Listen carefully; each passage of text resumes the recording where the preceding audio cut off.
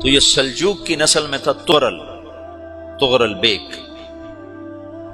446 میں آ کر شیعوں کی حکومت کو ختم کیا تغرل بیگ سلجوقی نے۔ سلجوق مسلمان ہوئے تھے محمود غزنوی کے دور میں، سلجوق ان کے بڑے کا نام تھا۔ تو ایک دفعہ محمود غزنوی نے سلجوق سے پوچھا اگر مجھے تیری مدد کی ضرورت ہو تو کتنے آدمی پیش کر سکتے ہو؟ تو اس نے ایک تیر دیا، کہا یہ ایک تیر ہے میرا، کسی کو یہ تیر بھیج کر میرے علاقے میں بھیج دو تو چند گھنٹوں میں 1,00,000 تلواریں تیرا پیرا دینے کے لیے تیار ہوں، میرے پاس اتنی طاقت ہے۔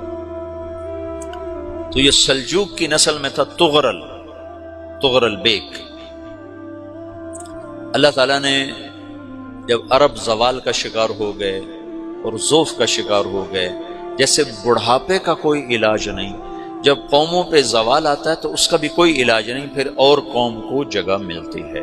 جیسے بڑھاپا ایک فرد پہ آتا ہے، ایسے بڑھاپا قوم پہ آتا ہے۔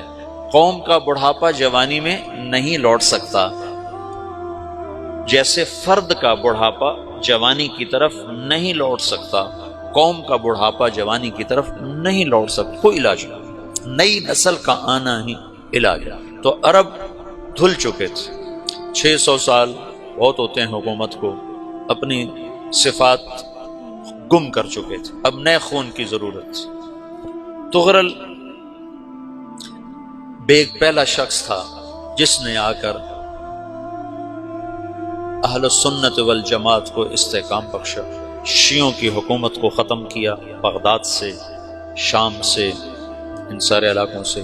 صلاح الدین ایوبی نے اسماعیلی شیعہ کی حکومت کو ختم کیا، مصر۔ العاضد ان کا آخری خلیفہ تھا صلاح الدین ایوبی، نور الدین زنگی رحمۃ اللہ علیہ کا پروردہ تھا، اس کا دوست تھا، اس کے دوست بھی تھا، بچہ بھی تھا اس کے سامنے، زیادہ لکھنے پڑھنے کا شوق تھا۔ پھر اللہ تعالیٰ نے اس سے کام لیا اور اس کو مصر کا گورنر بنا کے بھیجا، مصر کی مدد کے لیے بھیجا۔ تو وہاں اس نے صلاح الدین ایوبی نے وہاں ختم کیا، تغرل بیگ نے یہاں ختم کیا۔ تو پھر سلجوق جو تھے نا یہ اقتدار میں آئے، ادھر ختم ہو گئی سلطنت بنو عباس کی، مصر ایک چھوٹی سی ترکوں کی سلطنت۔ تو اللہ تعالیٰ پھر مرکزیت کے لیے ایک نظام چلایا، 2 لشکر آپس میں لڑ رہے ہیں ایک میدان میں، ایک جنگلی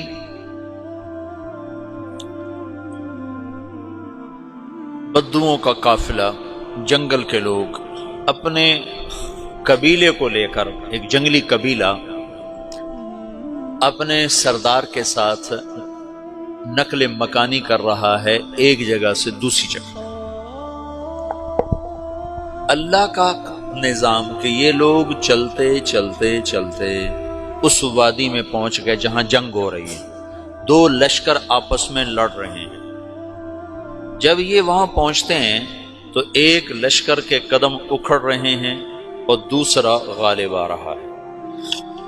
ان کو نہیں پتا شکست کھانے والے کون ہیں اور فتح پانے والے کون ہیں، ان کو نہیں پتا۔ اس جنگلی قبیلے کے سردار کا نام بھی تغرل ہے، تغرل۔ تو یہ سردار کہتا ہے جو شکست کھا رہے ہیں ان کی مدد کرو، کچھ پتہ نہیں کون ہے، کہتا جو شکست کھا رہے ہیں ان کی مدد کرو۔ تو 400 وحشی جنگلیوں نے فاتح لشکر کے پیچھے حملہ کر دیا۔ وہ تو ایک کافی ہوتا تھا، 400 دوڑ جب تلواریں پڑیں تو چند لمحوں میں نقشہ بدل گیا، بھاگنے والے جم گئے اور جمنے والے بھاگ پڑے۔ جب جنگ ختم ہوئی تو شکست خوردہ لشکر کے بادشاہ نے ان کو بلایا، اسے پوچھتا ہے مجھے جانتے ہو میں کون ہوں؟ کہا نہیں۔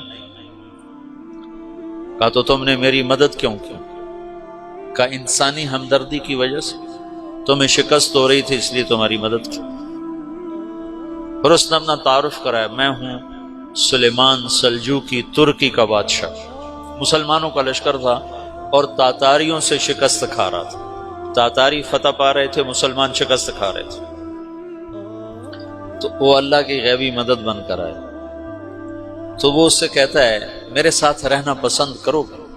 تم نے میرے اوپر احسان کیا ہے، میں اس کا بدلہ دینا چاہتا ہوں، میرے ساتھ رہنا پسند کرو گے؟ کہنے کا کر لوں گا۔ تو اس نے اس کو لے کر ترکی آیا، اور استنبول اس وقت روم کی حکومت میں تھا، اسے فتح کیا اس تغرل کے آگے چوتھے پانچویں پڑپوتے محمد فاتح نے۔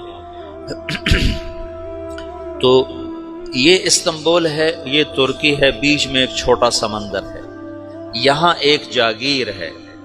تو سلطان سلیمان کہتا ہے یہ جاگیر تجھے وقف ہے، ادھر سے رومی مجھے تنگ کرتے ہیں حملے کر کر کے، تو میرا دفاع کرتے رہنا، یہ جاگیر تیری۔